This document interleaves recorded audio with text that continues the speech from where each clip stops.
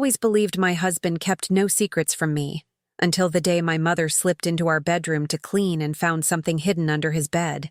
It wasn't money, or letters, or anything a normal man would hide. It was a wardrobe of items that revealed a version of him I never imagined existed. My mother's trembling hands held the first object. The room fell silent. Suddenly, the man I thought I knew became a stranger made of unspoken fears, secret desires, and a past he never dared to share. As I confronted him, each truth he confessed tore down the marriage we had built, but also exposed the lies we had been living inside. And when the final hidden item was brought into the light, everything, our love, our trust, our future, changed in one unforgettable moment. If you want to know what my mother found under my husband's bed and how one discovery changed everything I thought I knew about my marriage, hit that like button and subscribe now. Comment below about a secret that changed your life. This story will leave you breathless. Let's begin. My name is Jennifer, and I need to tell you about the Tuesday afternoon that shattered 17 years of marriage, the moment my mother discovered my husband's hidden wardrobe, and how learning his secrets taught me that the person sleeping beside you every night can be a complete stranger. This isn't a simple story about betrayal or lies. This is about identity, shame, fear, and the complicated truth that love doesn't always survive honesty, no matter how much we wish it could. I met Michael when I was 25 and he was 28. We both worked at the same advertising agency in Chicago, me as a copywriter and him as an art director. He was talented and creative, quiet in a way that felt deep rather than shy, with kind eyes and a gentle manner that made me feel safe. We dated for 2 years before he proposed, married in a simple ceremony with close friends and family, and built what I believed was an honest, solid partnership. Our marriage was comfortable and stable. Michael was attentive and affectionate, a good provider who advanced steadily in his career while I eventually transitioned to freelance writing when our daughter Emma was born. We raised Emma together, bought a house in the suburbs, took family vacations, attended school events and neighborhood barbecues. We had the kind of marriage that looked perfect from the outside and felt mostly good from the inside. The kind where you assume you know everything about your partner because you've lived with them for nearly 2 decades. Michael had his quirks like everyone does. He was private about certain things, liked having his own space, kept his home office locked when he was working on sensitive client projects. He traveled occasionally for work, sometimes seemed distant or preoccupied, but nothing that raised serious concerns. I trusted him completely because he'd never given me reason not to. He was loyal and dependable, the kind of husband who remembered anniversaries and asked about my day and helped with household responsibilities without being asked. That Tuesday in October, my mother came over to help me prepare for Emma's 16th birthday party that weekend. Mom was always helpful and hands-on, the kind of mother-in-law who genuinely got along with her daughter's husband and had been thrilled when Michael and I married. She'd been at our house countless times over 17 years, knew where we kept everything, treated our home like an extension of her own. I was in the kitchen working on party planning when I heard a crash from upstairs followed by my mother's startled cry. I ran up to find her standing in the doorway of the master bedroom, face pale, holding onto the doorframe like she needed support. On the floor was a large storage container that had clearly been pulled from under our bed, its lid knocked off, contents partially spilled across the carpet. "Jennifer," my mother said in a strange voice I'd never heard from her before. "I was going to vacuum under the bed and I pulled this out and it opened and Art?" She couldn't finish the sentence, just gestured weakly toward the contents scattered on the floor. I walked closer and looked down at what had spilled from the container. At first, my brain couldn't process what I was seeing. Women's clothing. Beautiful, expensive women's clothing. Designer dresses in sizes that would fit a tall woman or a man. High-heeled shoes in large sizes. Wigs in different styles and colors. Makeup, carefully organized in a cosmetic case. Jewelry, including pieces I recognized from photos of Michael's late mother. My mother was crying softly, hand over her mouth. "Jennifer, I'm so sorry. I didn't mean to find this. I didn't know what it was until I opened it." I knelt down and started going through the contents with shaking hands. There were probably 20 different outfits, ranging from casual dresses to elegant evening wear. The shoes were high quality, well worn, clearly not purchased as a joke or costume. The wigs had been styled and cared for. The makeup was extensive and expensive, brands I couldn't afford to buy for myself. Everything was organized meticulously, clearly used regularly, clearly important to whoever had assembled this collection. My first thought was affair. Michael was having an affair, and these belonged to his mistress, and he was keeping them here for some incomprehensible reason. But that didn't make sense with the sizes or the shoes or the way everything was organized. My second thought was that he'd bought these for me as some kind of surprise, but that made even less sense given the sizes and the fact that they were clearly used. The truth hit me slowly, each piece of evidence clicking into place. The large sizes that would fit Michael's 6'2" frame, the shoes in men's size 12, the wigs that would cover his short hair, the careful organization suggesting regular use, the hiding under our bed where I rarely looked. This wasn't an affair or a gift. This was Michael's secret wardrobe. My husband was cross-dressing, had apparently been cross-dressing throughout our entire marriage, and had hidden it so completely that I'd had no idea. My mother realized it at the same moment I did. "Oh," she said softly, sitting down on the edge of the bed. "Oh, Jennifer, Michael is—" "I don't know what Michael is," I said, my voice coming out harsher than I intended, "but I'm going to find out." I called Michael at work and told him to come home immediately, that it was an emergency, but Emma was fine. He arrived 45 minutes later, walking into the bedroom to find me sitting on the bed with his secret wardrobe spread around me, and my mother standing awkwardly in the corner. The color drained from Michael's face. He looked at the clothes, at me, at my mother, back at the clothes. "Jennifer?" he started, but I cut him off. "How long?" I asked. "How long have you been hiding this?" Michael sat down heavily in the chair by the window, suddenly looking older than his 45 years. "Since before we met," he said quietly. "Since I was a teenager." My mother excused herself, saying she'd wait downstairs, that we needed privacy for this conversation. After she left, Michael and I sat in silence for a long moment. I didn't know where to start. I didn't know what questions to ask. The man I'd been married to for 17 years suddenly felt like a stranger. "Explain," I finally said. "Explain all of this." Michael took a deep breath and started talking. He said he'd first tried on women's clothing when he was 14, taking things from his mother's closet when she wasn't home. He didn't understand why he was drawn to it, just knew that wearing women's clothes made him feel more himself than he ever felt in men's clothing. As he got older, he realized he was what people called a cross-dresser, that he felt most comfortable and authentic when dressed as a woman. He'd kept it completely secret his entire life out of shame and fear. He'd grown up in a conservative family where any deviation from masculine norms was unacceptable. His father had been especially rigid about what was appropriate for men. Michael had hidden this part of himself from everyone, dating women to maintain appearances, never telling anyone about his secret wardrobe or the nights he spent alone dressed as the person he felt he truly was. When he met me, he'd hoped that marriage and normal life would make these feelings go away. He'd thought that if he just committed fully to being a traditional husband and father, the need to cross-dress would disappear. Instead, it had only grown stronger over the years. He'd been maintaining this secret wardrobe throughout our entire marriage, dressing when I was out of the house or traveling, creating elaborate schedules to ensure I'd never discover him. "When do you do this?" I asked, my voice shaking. "When do you wear these clothes?" "Whenever you're gone," he admitted. "When you visit your mother. When you go on girls' weekends with your friends. When you're traveling for work. Sometimes in the middle of the night when you're asleep. I go to my office and change there." "So you've been lying to me for 17 years. "Yes," he said simply. "I've been lying to everyone my whole life." I asked if he wanted to be a woman, if this was about gender identity. Michael said he didn't know, that he'd never fully explored that question because he was too afraid of the answer.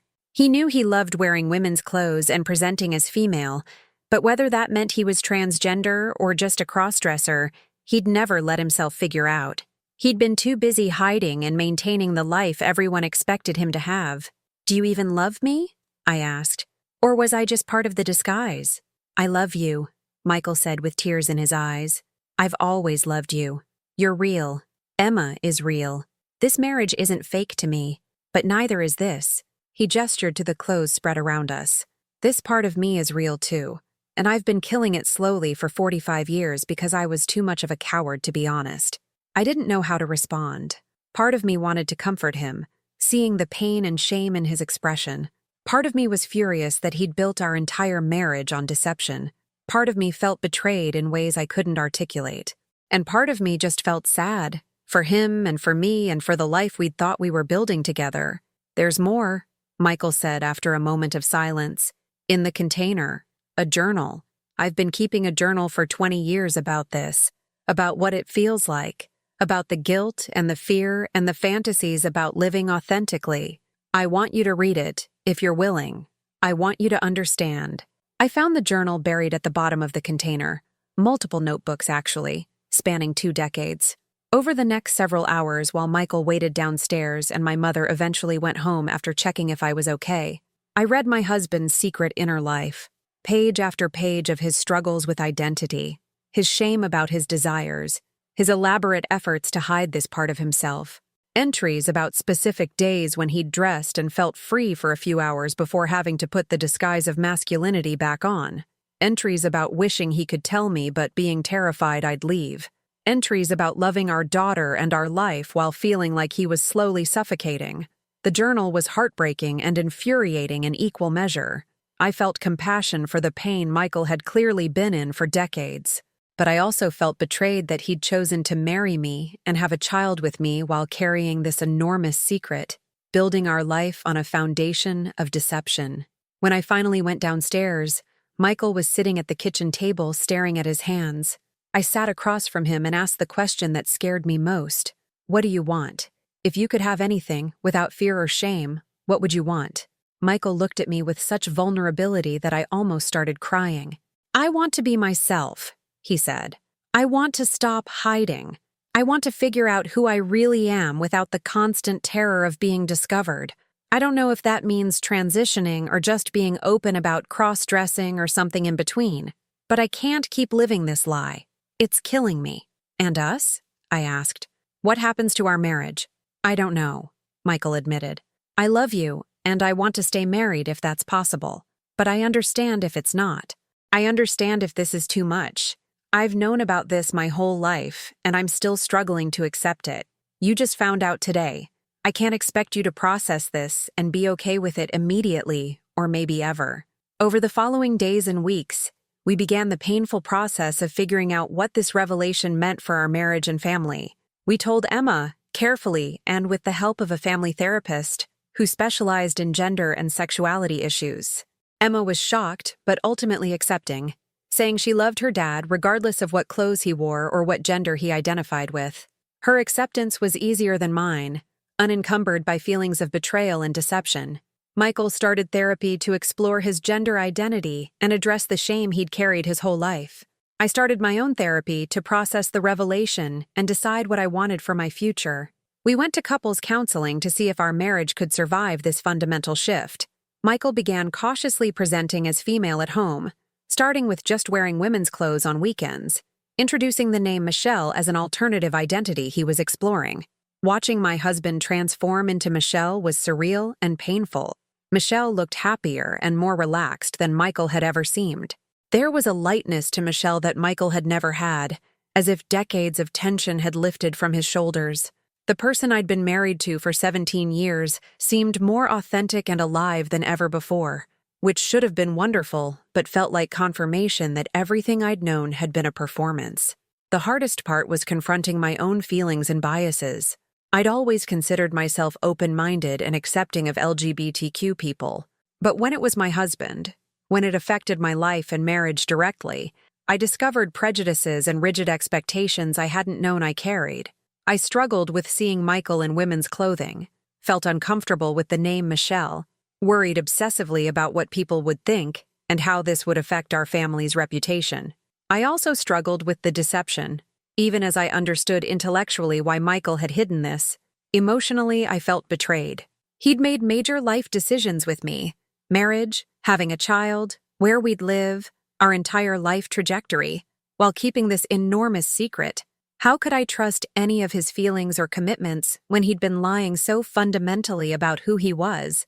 6 months after the discovery, we made a difficult decision. We would separate but not immediately divorce, giving both of us space to figure out who we were and what we wanted. Michael moved into an apartment, began living as Michelle full-time, and started the process of gender transition with hormones and therapy. I stayed in our family home with Emma, worked through my feelings in therapy, and tried to build a new sense of identity beyond being Michael's wife. The separation was agonizing, but necessary. I needed space from the constant reminder of the deception.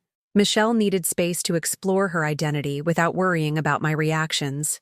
Emma split time between both households, adjusting to having two parents who were both figuring out new versions of themselves. During this time, I discovered something unexpected about myself. I realized I'd built my entire adult identity around being Michael's wife, around fitting into the role of supportive spouse and mother. I'd stopped pursuing my own creative writing years ago to focus on freelance work that paid better but didn't fulfill me. I'd organized my whole life around Michael's career and Emma's needs, leaving little room for my own desires and ambitions.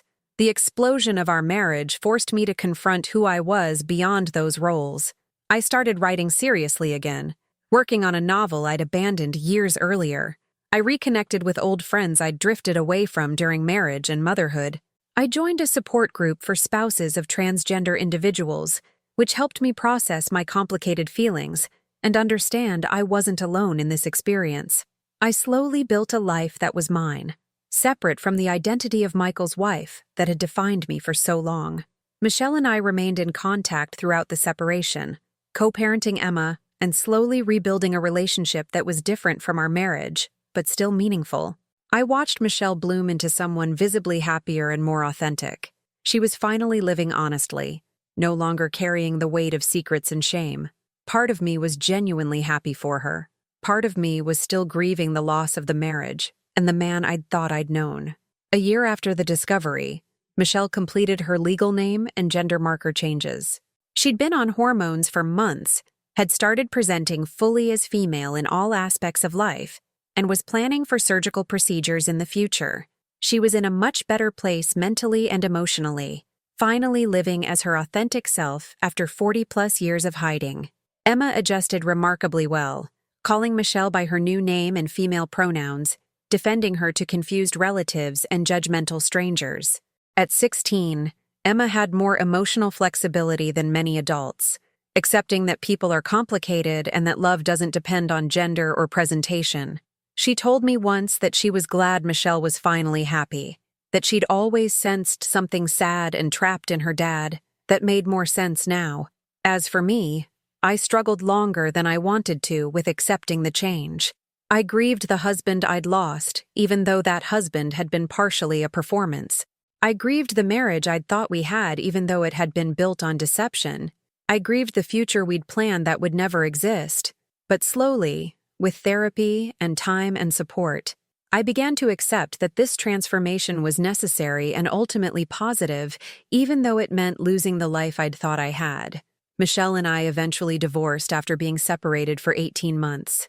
It was an amicable divorce, both of us acknowledging that while we still cared for each other, our marriage couldn't survive this level of fundamental change. I couldn't be married to a woman, and Michelle couldn't go back to living as a man. We'd grown in different directions, or rather, Michelle had finally grown into her authentic direction, while I'd been revealed to have been married to someone I'd never fully known. The divorce was finalized just before Emma's 18th birthday. By then, 2.5 years had passed since my mother's discovery of the secret wardrobe. Michelle was fully transitioned, living happily as herself for the first time in her life. I'd built a new life focused on my writing and my own needs and identity. Emma was preparing for college, well-adjusted despite the chaos of her parents' dissolution. We'd all survived and even grown from the explosion of secrets. Looking back now, 3 years after that Tuesday when my mother found the hidden wardrobe, I have complicated feelings about everything that happened. I'm angry that Michael built our marriage on such fundamental deception, that he made major life decisions with me while hiding something so important about his identity. I'm sad about the loss of the marriage and the future we'd planned. I'm frustrated that I spent 17 years with someone I never really knew, but I'm also grateful in unexpected ways. The revelation forced me to examine my own identity and values, to confront prejudices I didn't know I had, to build a life that's authentically mine, rather than defined by someone else's needs. I've published 2 novels in the past 3 years, something I never would have prioritized while trying to be the perfect supportive wife. I've developed a sense of self that's stronger and more independent than anything I had before. And I've learned something profound about love and honesty and identity. People are complicated, carrying secrets and struggles we can't always see. Sometimes those secrets are so fundamental that revealing them destroys relationships built on the false version. That doesn't mean the love wasn't real, or that the years together were wasted. It means that honesty and authenticity sometimes require painful transformations that not all relationships can survive. Michelle and I are friends now, co-parents who support each other even though we can't be married. She's dating women and exploring her identity as a lesbian, having finally accepted that she's attracted to women and always has been, which adds another layer of complexity to our relationship. I've been cautiously dating men, rediscovering my own sexuality and desires separate from my identity as Michael's wife. Emma graduates from college next year and has thanked both of us for handling the situation as well as we did, for prioritizing her well-being even while our own worlds were falling apart. She's majoring in psychology and says that watching us navigate this situation inspired her interest in identity and family dynamics. She's proud of both her parents for choosing honesty and growth over comfortable lies. The secret wardrobe my mother discovered under the bed represented 40-plus years of hidden identity, shame, and fear. Bringing it into the light destroyed our marriage but freed Michelle to finally live authentically and forced me to build a life that's genuinely mine. The discovery was devastating and transformative in equal measure. What I learned from this experience is that you can live with someone for decades and still not know them fully, that people contain multitudes we can't always see, and that sometimes love isn't enough to bridge the gap between who someone is and who you need them to be. I learned that deception in service of survival is understandable, but still creates real damage. I learned that transformation, even positive transformation, can be painful for everyone involved. I also learned that families can survive incredible changes if there's love and commitment to working through difficulty. Michelle, Emma, and I are still family, just a different configuration than we were before. We spend holidays together, support each other through challenges, and genuinely care about each other's well-being. The form changed, but the foundation of love remained. The man I married no longer exists, and the woman who replaced him is happier and more authentic than he ever was. Our marriage couldn't survive that transformation, but we both survived and ultimately thrived.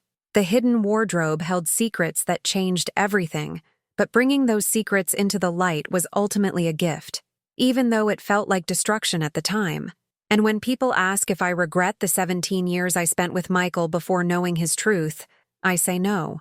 We had real love, raised a wonderful daughter, built meaningful memories even if they were complicated by deception. The relationship wasn't fake even if parts of Michael's presentation were. I just wish he'd trusted me with the truth earlier.